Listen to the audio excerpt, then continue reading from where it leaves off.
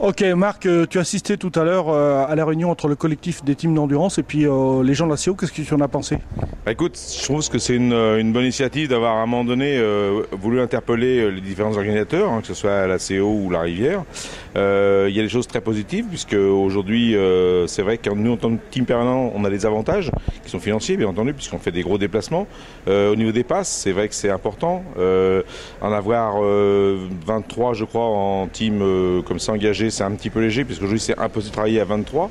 Je pense que c'est des choses positives. Après, il y a des choses qui me paraissent un petit peu difficiles à réaliser, comme l'essence, puisque dans mon intervention, j'ai expliqué que sur certains circuits, comme en Allemagne, l'essence était quasiment à 3 € le litre aussi, et avec obligation de le prendre. Donc après, bon, de toute façon, disait quelqu'un, je ne sais plus le nom, mais je le dirai pas, moi je le sais, la course moto est un sport de riche pour des pauvres, et malheureusement, aujourd'hui, si on veut nos passions, il faut dépenser beaucoup d'argent. L'ACO a fait pas mal d'efforts, j'en suis ravi parce que si je me mets du côté des spectateurs, il y aura des baladeurs comme il se fait en Grand Prix. Il y a eu un programme qui a fait Most Journal qui est plutôt intéressant. Les médias sont plutôt ouverts à épauler l'endurance. Il faut que l'endurance reste une fête comme ça a été. Il ne faut pas que ça soit un monopole de course parce que ça intéressera que une clientèle on va estimer à 40 000 personnes, mais après, si on veut faire revenir les familles, les amis, etc., il faut effectivement trouver d'autres animations, et c'est ce qu'est en train de faire doucement la CO. Fera sûrement la Rivière plus tard, et puis Magny-Cours, puisque je crois que Magny-Cours a déjà un projet assez intéressant. Et voilà, tout ce qui sera fait pour que l'endurance fonctionne est constructif. La seule chose, faut pas qu'on oublie, c'est que s'il n'y a pas de spectateurs, c'est comme une pièce de théâtre. Aujourd'hui, les teams permanents ou pas permanents, on est des acteurs sur une pièce de théâtre. Et si la salle est vide, on fera une faillite. Ok.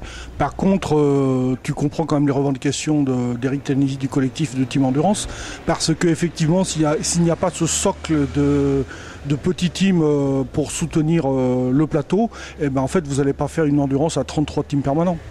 Je suis tout à fait d'accord avec Eric là-dessus. C'est vrai que nous on l'a vécu différemment puisque j'ai été un peu à rouspéter à un moment donné puisque le stock sport, on a eu 2 titres en stock. On n'était jamais considéré et si tu regardes le plateau, il y a plus de stock sport que WC.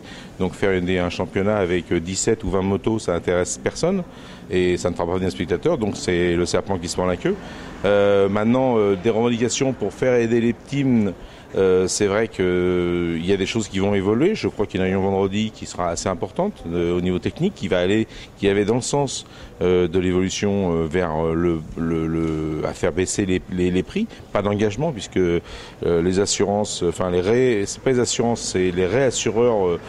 Tant que la jurisprudence guidée ne sera pas sautée, on continuera à payer de plus en plus cher.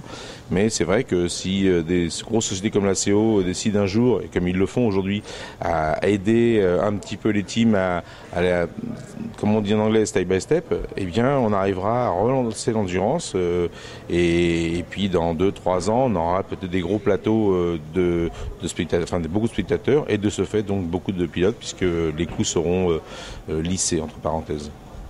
Ok, je te remercie Marc. Je t'en prie, bonne journée, puis on se reverra je pense dimanche j'espère, 15h01. J'espère aussi.